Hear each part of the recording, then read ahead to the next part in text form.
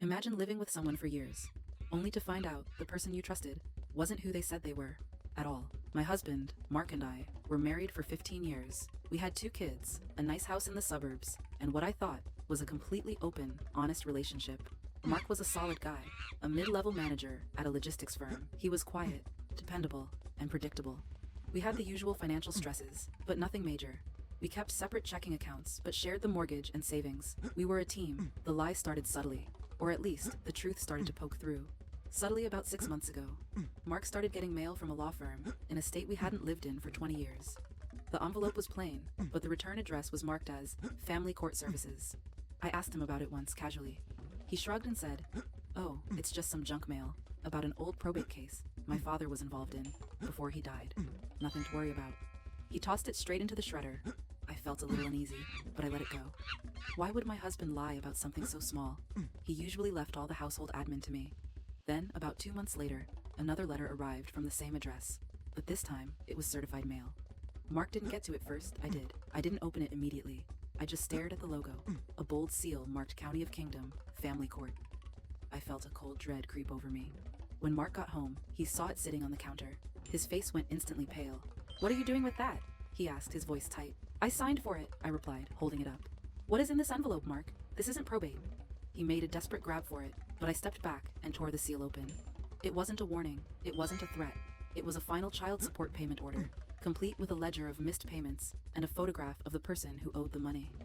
The name on the order wasn't exactly Mark's. It was Marcus E. Davies. My husband's name was just Mark Davies. The address was ours, but the photo was him, only 20 years younger, looking panicked. The document stated that Marcus E. Davies owed over $75,000 in past due child support for his daughter, Alara, age 21. I looked at the paperwork, then at my husband. Who is Marcus E. Davies, and who is Alara? Mark just sank into a kitchen chair, putting his head in his hands. The truth that tumbled out was beyond comprehension. My Mark wasn't just Mark Davies. He had been born Marcus. 22 years ago, before he met me, he had been engaged to a woman. When she got pregnant, he panicked and ran, leaving the state and changing his name to Mark to dodge the legal proceedings. He had spent the last 2 decades building an entirely new life, our life, while secretly hiding a lifetime of guilt and legal liability. He wasn't just hiding a mistake. He was actively, fraudulently, dodging his responsibility to his first daughter, who was only a year older than our oldest child. I learned that he had been making small, sporadic cash payments to the mother over the years, just enough to keep the court from issuing a bench warrant, but not enough to pay down the debt.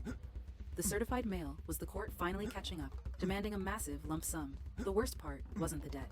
It was the realization that my husband, the predictable, dependable man, was living an elaborate 15-year lie. Everything, his credit history, his employment references 15 years ago, even his identity was a carefully constructed performance designed to hide a runaway father.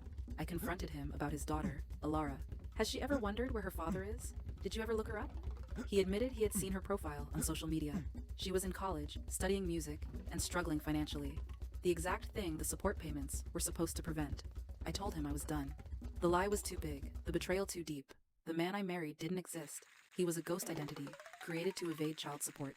Mark begged me, saying divorce would ruin him and expose him to the courts fully. "It should," I replied. "You made this bet 20 years ago, and now it's time to pay the interest." I moved out that night. Within a week, I filed for divorce, listing the discovery of his fraudulent name and the child support liability in the divorce filing. Mark lost everything. The court, seeing the child support judgment, immediately garnished his wages and demanded repayment of the full $75,000.